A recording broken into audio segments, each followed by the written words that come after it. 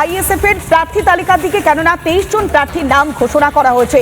ভাঙড় থেকে দাঁড়াচ্ছে নওশাদ সিদ্দিকী, অর্থাৎ সেখানকার সিটিং এমএলএ তিনি, সেখান থেকেই দাঁড়াচ্ছেন নওশাদ সিদ্দিকী।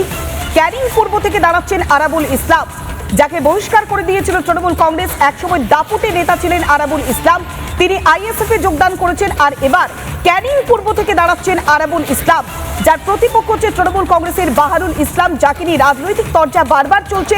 শওকত মোল্লা সেখান থেকে দাঁড়ানোর ইচ্ছে প্রকাশ করেছিলেন, তার কর্মী সমর্থকরা বিক্ষোভ দেখিয়েছিল। সেই ক্যানিং পূর্ব থেকে দাঁড়াচ্ছেন আরাবুল ইসলাম। দেগঙ্গা থেকে আইএসএফ এর প্রার্থী প্রাক্তন তৃণমূল নেতা মফিজুল হক সাহাজি। আমডাঙ্গা থেকে প্রার্থী হচ্ছেন বিশ্বজিৎ মাইতি। ভাঙড়ে এবার নওশাদ বনাম শওকত মোল্লার লড়াই। ফুরফুরা শরীফ থেকে প্রার্থী ঘোষণা করেছেন নওশাদ সিদ্দিকী। বুধবার দ্বিতীয় দফার তালিকা প্রকাশিত হবে, অর্থাৎ প্রথম দফায় 23 জন প্রার্থীর নাম ঘোষণা করা হয়েছে।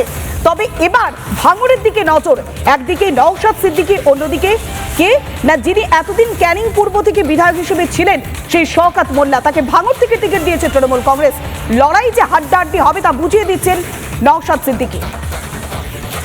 আরাবুল ইসলামদের মতো এলিমেন্ট গুলোকে খারাপ জায়গায় ব্যবহার করা হয়েছে এতদিন, ওনাকে খারাপ জায়গায় ব্যবহার করা হয়েছে এতদিন, ওকে ব্যাড এলিমেন্ট করে তোলা হয়েছে।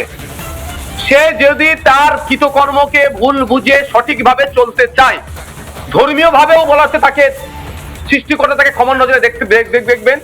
আর আমাদের সংসদীয় ভাষা যদি বলি, তাকে সংশোধন হওয়ার জায়গা আছে। তো এইগুলোকে যদি আমি আপনি ছেড়ে দিই, ক্ষতি ছাড়া সমাজের ভালো হবে না। আর আপনি আমি যদি টেক আপ করে সঠিক বার্তা দিই, সমাজে আরো যেগুলোকে তৃণমূল কংগ্রেস আর বিজেপি খারাপ কাজে ব্যবহার করছে, মারামারি, খুনোখুনি, হানাহানি যে ব্যবহার করছে, আরো বাড়তে থাকবে।